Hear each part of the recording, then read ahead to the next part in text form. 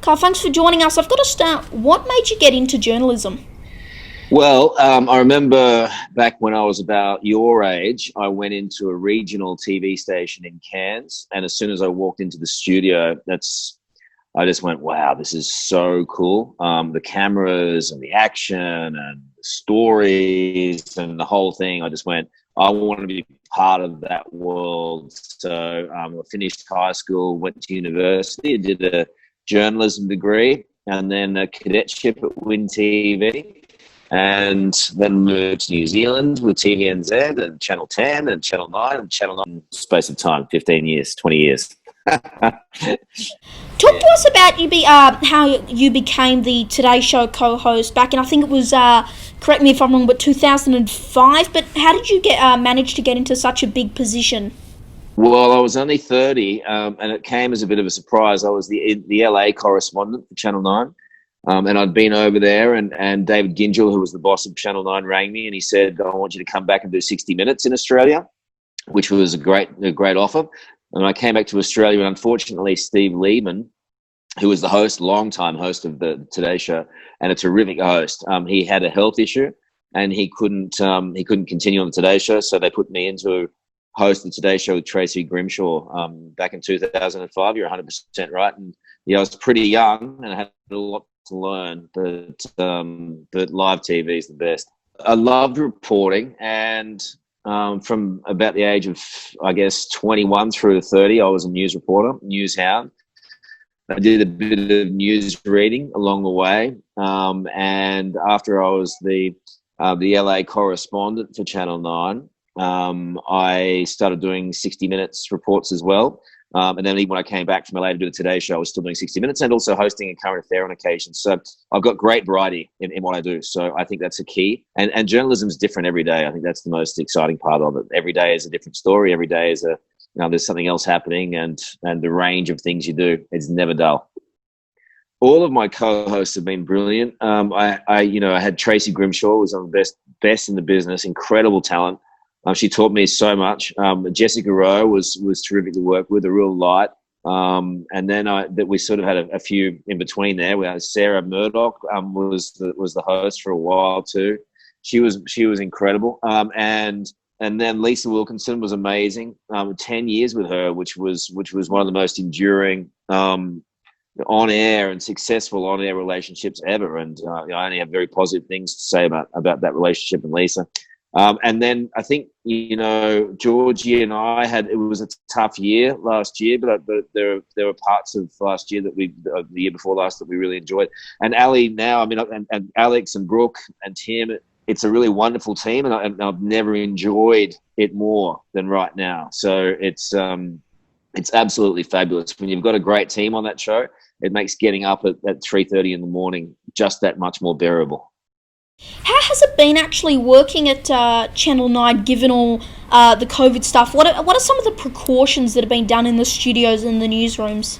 I think it was very difficult at the start because you have a lot of people working very closely in any given studio control.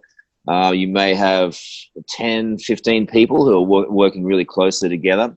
We couldn't do much about that, and that was very hard because of the paneling. That puts the show to air and the buttons and everything. Everyone's really close. But in terms of the studio itself, we used to have maybe 5 or 6 cameramen in the studio, and they all had to go because we couldn't have them in the studio. So we had robotic cameras. We shifted to robotic cameras, and we've been using robotic cameras ever since then. And it's only a floor manager and the key and core staff of the Today Show that are on the floor of the Today Show now. We've seen, obviously, your interview with the Antimasker the other day. Now, I just want to clear up any remaining rumours about it. Was she invited on so you could cut away from her like you did?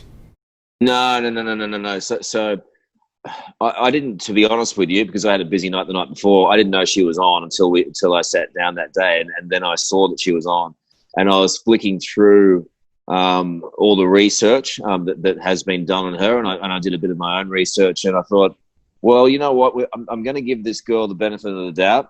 I'm going to see if she's got a reasonable excuse for not wearing a mask, and then in the end, She didn't, and it just irritated me. And I don't think it's cool, losing your cool like that. But I think, I'll give everyone a right to free speech, and they can come on my show and they can say whatever they want. But if they keep going and they don't make sense, or the excuse is just ridiculous, then I am going to cut them off and make no apology for it. And Melbourne's going through one of its worst health disasters ever. And I think everyone's got to do their bit, and people like that going around not doing their bit can be catastrophic. So I will prosecute them if their excuses don't add up.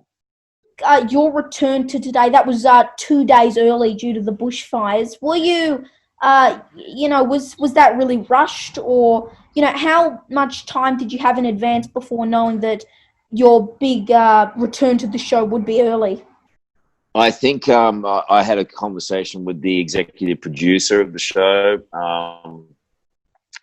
and the story was just getting bigger and bigger. And I just thought, I think it's probably best that we're on air. And then, it was such a huge story, the bushfires. So for us not to be on air felt a bit weird. So for me, it was an easy decision to come on. We didn't have much notice, but you don't really have to. We had all the reporters in it already, so it's a matter of managing all of that. And I think in a way it made us coming back a lot easier because we had a big story to weave in and out of.